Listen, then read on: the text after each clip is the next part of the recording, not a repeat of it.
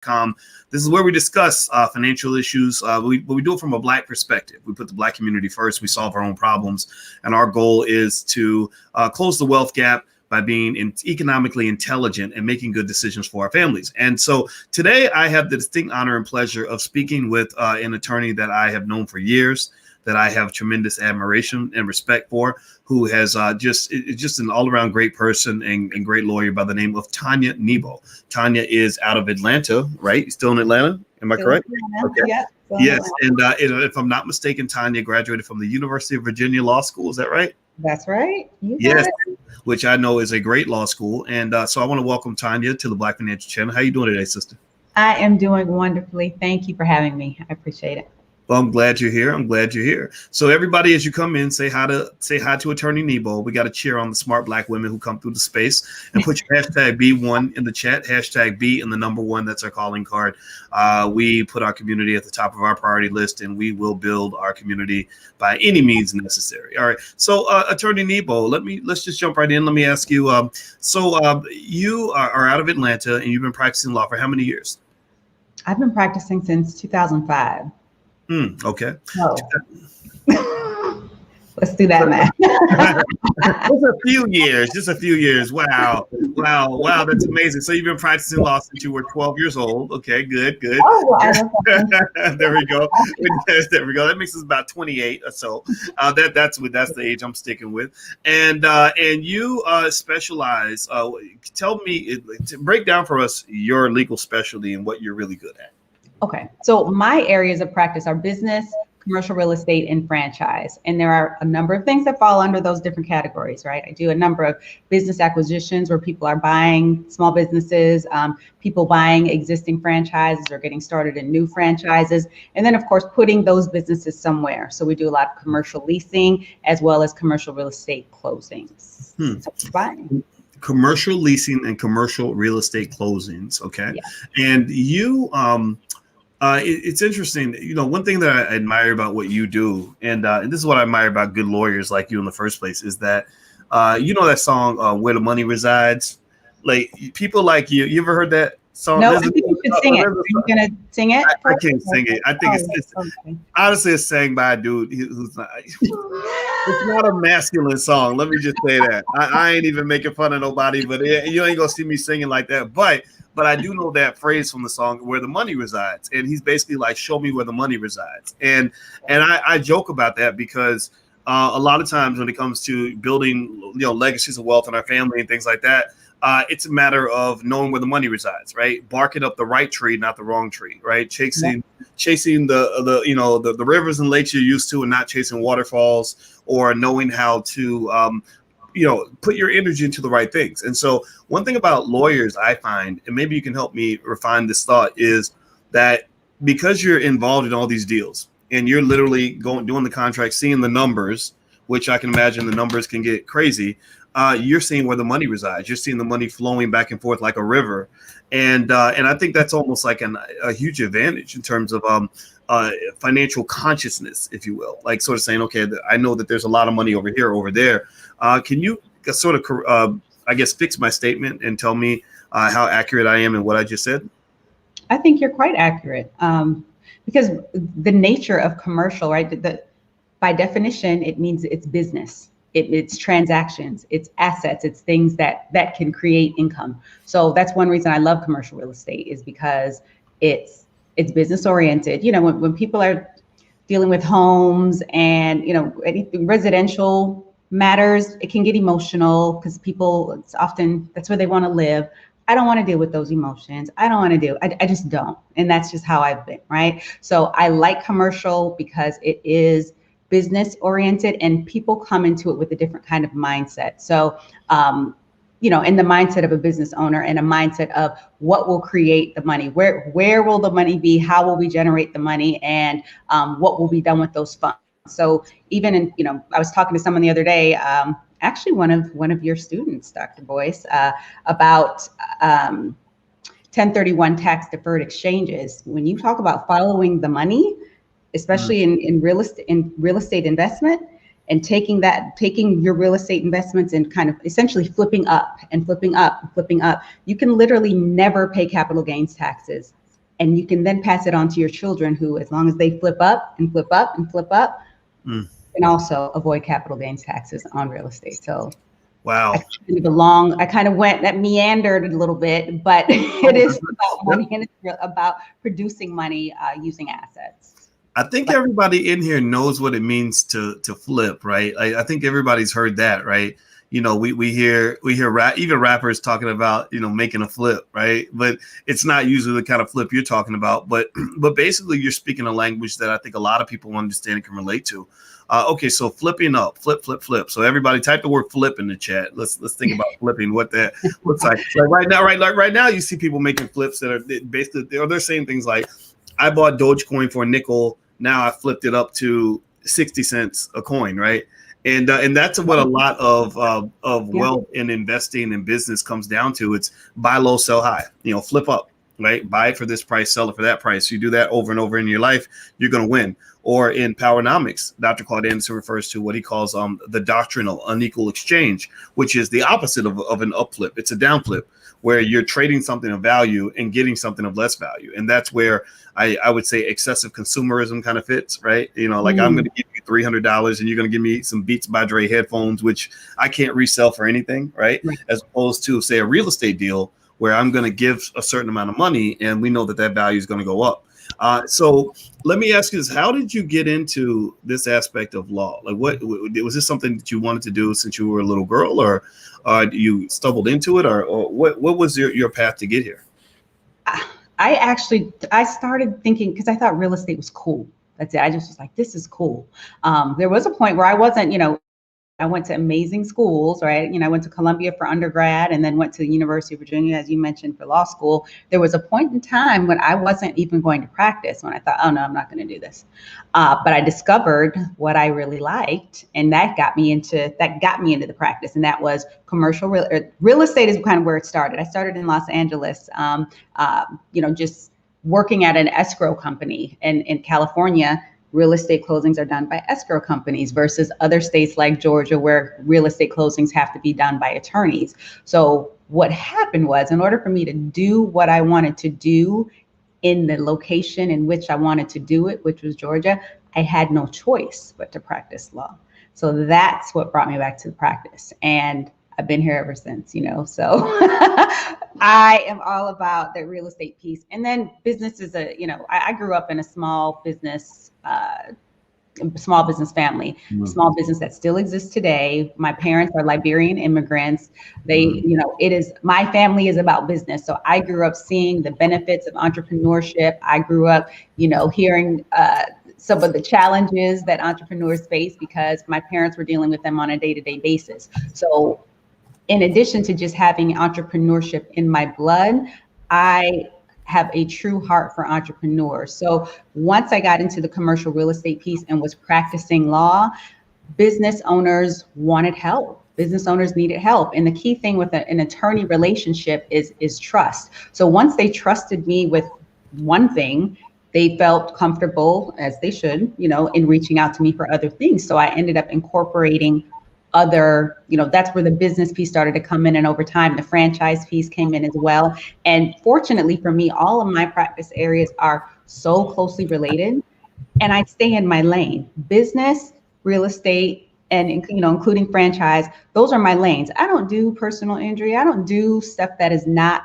in my wheelhouse. I just, you know, I do what I'm great at, and that's what I stick with. Well, you know, I like that a lot. And everybody who just came in, I'm speaking with attorney Tanya Nebo out of Atlanta, and she's the founder, if I'm want to speak, of the Nebo Law Group, correct? Did I say that right? Yes, the founder of Nebo Law Group. And everybody say hi to her as you come into the chat. Also, please hit the thumbs up button, share button, subscribe button. So let's talk a little bit about what you just mentioned with your family. I'm really intrigued by that. I remember when I was in high school and I was 17 years old, I was about to go to college, just like our son. You know, you guys know it. A lot of you guys who don't know, I'm getting married this month, and our son, which is her son, but it's our son. He has three. He's lucky enough to have three parents, two great dads, and I'm one of them. And and a mom, so we have triple parents, so he has an advantage. But you know, when he's planning to go to college, which is the University of Louisville, which there you go right here. Okay. Yeah. We're celebrating. The whole family's excited about it, and you know, but one of the things I remember was when I was his age, and I actually lived in Louisville, and I remember I was 17. I did not know what to do with my life. I didn't know, you know, I was like, okay, I know I don't want to be poor. But I don't know what profession to go into. I don't know what to do. And I remember my father, who was a cop at the time, basically said, he said, if you want to make money, go to law school, become a corporate lawyer.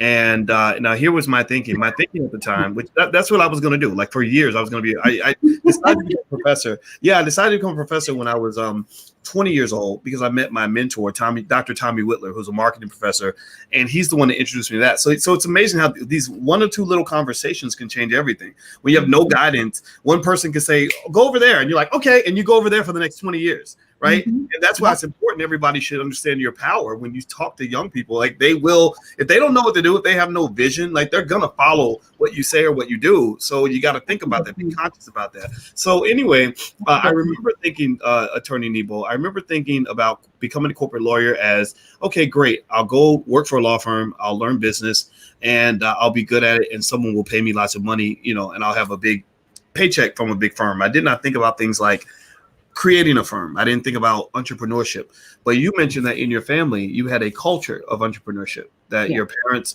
were into business ownership, things like that.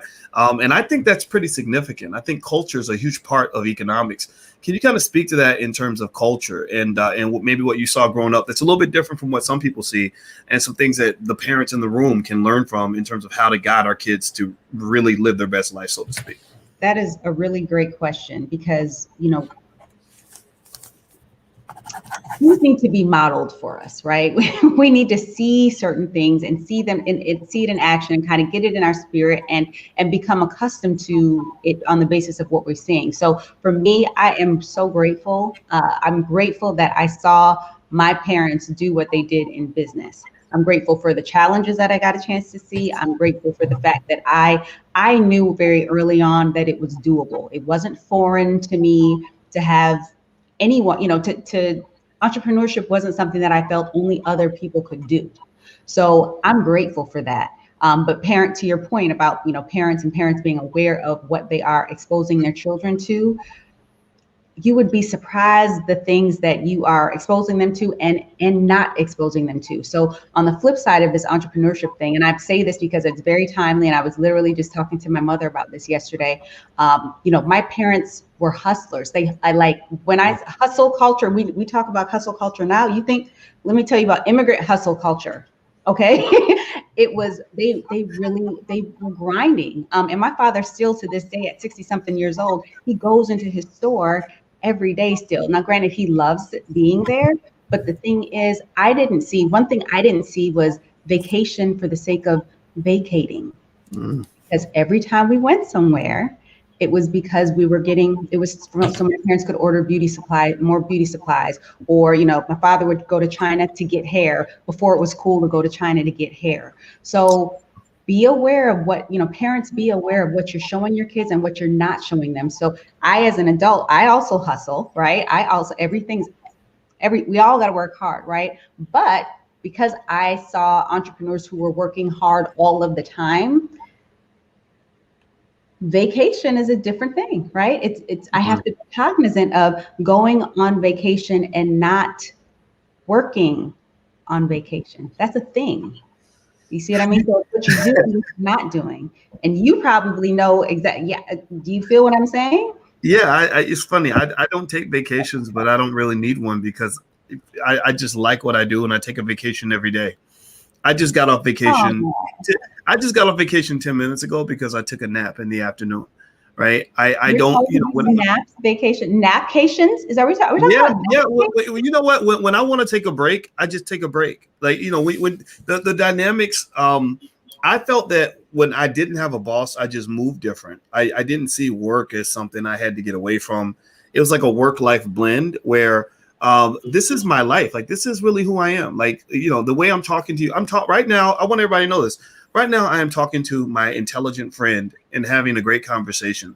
I could be on vacation right now having the same conversation, and I wouldn't say, "Oh, come on, Tanya, you're talking about family wealth and economics. That's too much. That's work." No, it's not work. This is fun for me. Like this, and I think that's what leads. I tell you, Alicia and I have different views on what we tell the kids, to do when they grow up. She's the one who talks about, oh, you want to be an accountant, a doctor, or a lawyer, or go to this college and that college. I'm the person who says, let's figure out who you are, right? Let's figure out who you are and what makes you happy, and then let's figure out if we can monetize that somehow, right? And the way we might do that might be to make sure you have the tools of monetization. Make sure you understand how investors operate, real estate, stocks and bonds, entrepreneurship.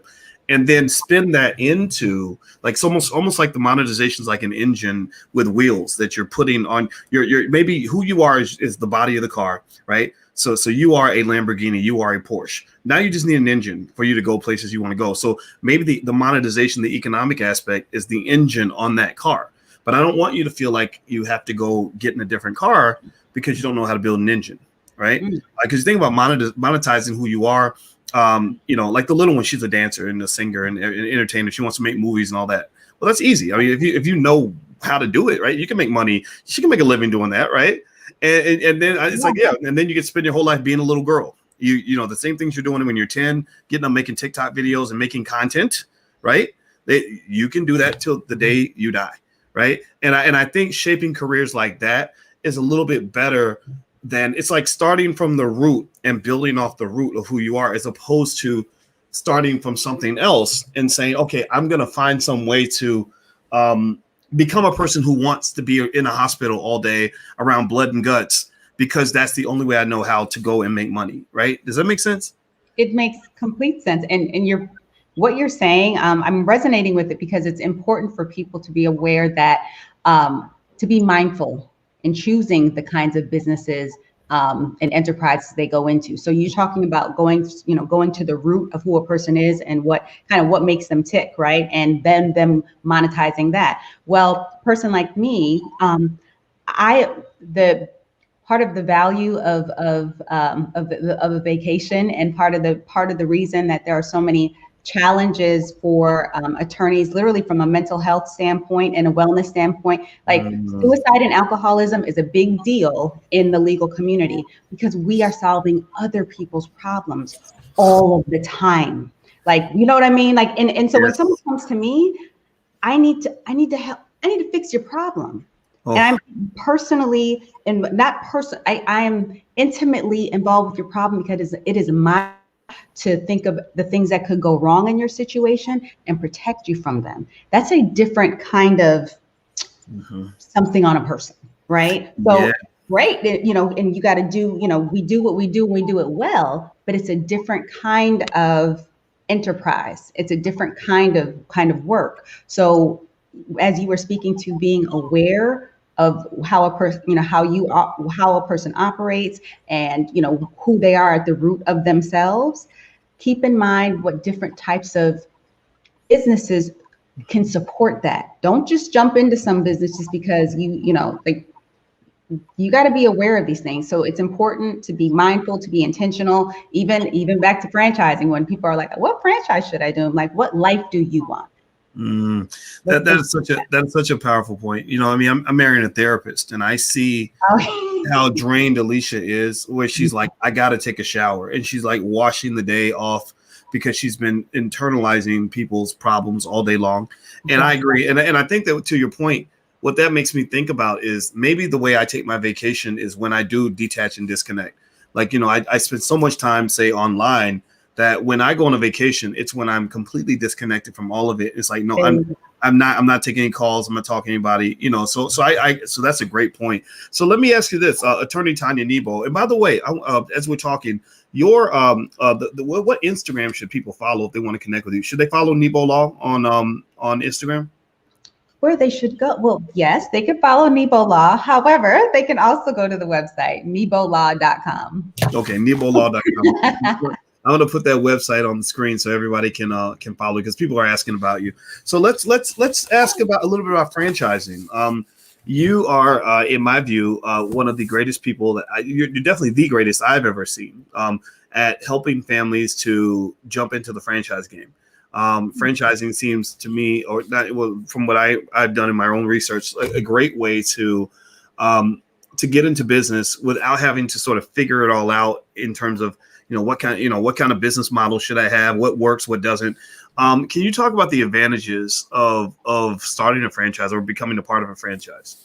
Okay. And what you just mentioned is exactly like one of the key benefits of a franchise, of getting into franchise. You've got someone else's successful system, something that they've proven that works and that can be profitable. What they're doing is they're taking that system and they're letting another person use it. And the idea that system should be one that is duplicatable. It should have documentation. It should have an existing brand, and there should be, value attached to that brand. So it's a great opportunity to be in business without starting from scratch, without having to, build those things that you would otherwise have to build if you were not taking on someone else's system. Of course, that comes at a cost, right? They expect you to pay for this system that they put together and pay for this brand and the branded recognition that they've already created. But it is a wonderful opportunity and business model for certain people. It is not for everyone. I am not, someone who, I get paid from helping people get into whatever kind of business they're going to get into. So I have no particular, it doesn't matter. I'll help you either way. But franchising can be really amazing for people who can follow a system and people who don't care about building their own brand. If you're a person who insists on building your own brand and building and letting that be the business you're going to focus on right now, then franchising may not be for you. But for someone who can follow a system, who does not want to start from scratch, who really would like a roadmap and also want the support that comes from, being in the franchise model, it is really an amazing system. It really is. So I like it. I think it makes sense. Well, you know what I like about that word? I like the word system. I like the fact, when you mention the word system, that's an economic trigger word for me, because one thing I learned the hard way was a lot of us grow up, thinking about making money through labor. Like you say, hey, mama, I need some money. She says, you better get a job, right? And that's where we're leaning on what is referred to as human capital, meaning our own blood, sweat, and tears and time that's put into doing a job for somebody. Somebody gives us a paycheck. And what I learned when I got older was that the better way to get to where the money resides is through systems. And because systems introduce ideas like, for example, the use of technology that allows you to scale, maybe delegation to other team members, or following some process that maybe someone else put together that you can follow that will allow things to get done. So things like processes and delegation and technology, that's when you get that ability to really explode in terms of your income earning potential, right? And so like a person who knows how to manage relationships, for example, and work as a team player is gonna do a lot better in life than a person who just knows how to work themselves into a grave, right? Yeah. And so I've even told parents, and parents that are listening, I hope you'll listen here. I've actually said that, most of the young kids in our community, I think they'd be just as well off to learn at an early age how to set up systems to make money. Oh yeah. Than by using labor, filling out resumes and all that, because a system can work when you're asleep. A system can work around the clock, 24 hours a day. A system allows you to work, instead of working 80 hours a week, 70 hours a week, you can work 1,000 hours a week because you got a system. You've got people, you got processes in place. You got people sort of working with you. So I like that idea. I like the idea of a system, and I link that back to franchising, where it's sort of like someone saying, here's my system. Like, don't figure it all out. Building a brand is hard. It takes a long time. I have a couple of brands. I have some brands, and I'm a brand builder. I've built brands, and believe me, it takes years and lots of money and time, and you spend a lot of years. Like even if you think about the brand of Dr. Boyce Watkins, right? Do you know how many years I spent where nobody gave a damn about Dr. Boyce? Like, you know how long it took like 7 years before I got anybody to even think of Dr. Boyce as an important brand. If I could have just paid some money and leverage someone else's brand, like let's say Michael Eric Dyson sold me his brand and said, you can just franchise my brand, just pay me a fee and you can use my name. That's beautiful. In fact, actually, now that I think about it, I remember the first conversation I ever had with Cornel West, who I admired for years before he even talked to me because he didn't know who I was. First thing he said was, he said, He said, "Hey, brother, I love what you're doing. If you ever want to use my name for any reason, just go ahead." And now I look back on that, and that was him basically. Yeah, I know I'm trying to, right? That's my Cornell West imitation. I love this man, by the way. He's a wonderful man. And that was him saying, here, take my brand. I've already built it. Use that for your own benefit. And I just think that's powerful, right? So when a company allows you to pay a fee to use their brand and use their system, and if it works for you, I think that's a great way to go into business. So can you maybe tell us, and I'm going to actually put a link up because we're partnering. You're coming to the Black Business School. You're going to do a 6-week masterclass actually on how to get started in franchising. And I'm going to put the URL up for anybody that wants to take a look. But can you kind of speak to that? Maybe some stories you've seen of families that have used franchising as a way to really flip up, so to speak, flip their life up, like sort of make that transition from employee to business owner and turn that into family wealth, things like that. What stories have you seen? So the cool thing about franchising is that, and people often don't realize this, but in this country, there are over 4,000 franchise systems, over 4,000, different brands. And getting into any of these brands, there's a huge range. So you can get in on the low end, let's say lower cost brand. And of course you can get into the higher cost brands. And we know what some of those are. Those worldwide brands that we all recognize, McDonald's, Dunkin' Donuts, and those other ones, right? So the good thing is that it's not, you can get in, there's just different places that you get in on it. So we had, at one point, of course, you remember when I taught the franchise program with the Black Business School, some years before, we had someone in that class go from knowing zero, like when we started, he knew zero about franchising. By the time we were done with that program, he was a franchisee. And the way he did it was a simple, small little loan from his mother-in-law. It was either his mother or his mother-in-law. And he started with a cleaning service, and he did it with less than $1,500. And people don't realize you can do that. There are levels to this. And so what I love is that you can start, like I said, you can start small, or there are people who I've worked with. This is one of the deals that I'm particularly proud of is it was two Black families, two Black couples, and each of them, the guys were kind of spearheading the project, but they each had, regular jobs. And we did a 3-store deal for them where they essentially went from not being business owners one day to owning 3 stores after we closed.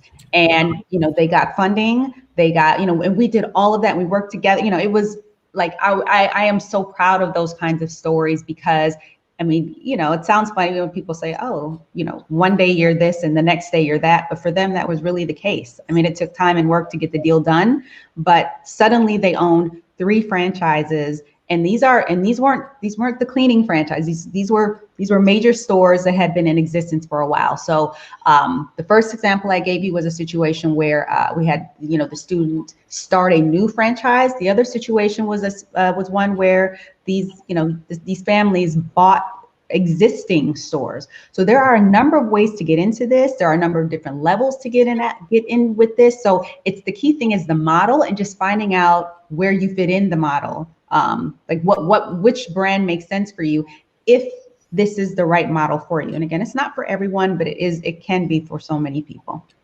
Well, you know what? I'll tell you what, I'm really intrigued by just franchising in general. Because I was, before I knew much about it, before I met you, I used to think, when I thought about franchising, I thought about things like owning a McDonald's franchise, right? Or trying to get a Chick-fil-A. I'm sure we got a Chick-fil-A bag around here somewhere. At least you bought some Chick-fil-A, right? And but then you dig in and you find out that there's all these franchises that are out there. And I really like the idea of really thinking in terms of systems and structure, and people realizing that you don't have to start everything from nothing. That there are people that have already done a lot of that work, years and years of work, where you can lean on that in order to just jump right in and turn that into your family business, et cetera. Now, Tanya's franchise investing masterclass starts May 11th. I said March 11th by accident in the chat. That's because I'm stupid. That's because for some reason the word March comes up in my head. I have no idea. But May 11th. So that's in a few days, actually. And the URL is on the screen. If anybody wants to take a look, you can go to franchiseinvestingmasterclass.com. I can tell you, Tanya knows what she's talking about. She's one of the best in the world at what she does. I've never met anybody better at what you do, and so it's awesome to get a chance to work with the best that's in our community, because we have really smart people in our community like Tanya, and they're not always the ones that you're going to see on national TV and stuff like that. She's off working, she's busy working, but that's why we're here. We're here to bring people like this to you, so you know what kind of gems you have in your own community. So I'll let you get the last word, Attorney Nebo. Did you have anything you wanted to share before you take off? Yeah, this is something that I always want to share with folks, and that is especially our community, is that if this is something that you want to do, it is doable. Okay, you don't worry about the how and trying to put everything in place first. You focus on the what. What do you want to do? If this is what you want to do, it can be done. And I gave you an example of, getting in, where money is a non-issue. If you want to be able to, take advantage of someone else's brand, get your foot in the door and start running a business, you can do it. Okay. So again, don't worry about the how. We can talk through that stuff in the in the master class, where you can, reach out to me one-on-one, but the how is not your concern. It's what is it? Do you want to be in a model like this or not? Okay. And also, you'll find in the class, and generally just in working with me, that I'm about execution and action. Like, watching videos is great. Reading books is great. At some point, you've got to be doing things. Okay. So we will be talking through action steps. And, again, if you, based on what you learn, if this is something you say, I really want to, this is something I really want to do, then we will be about that.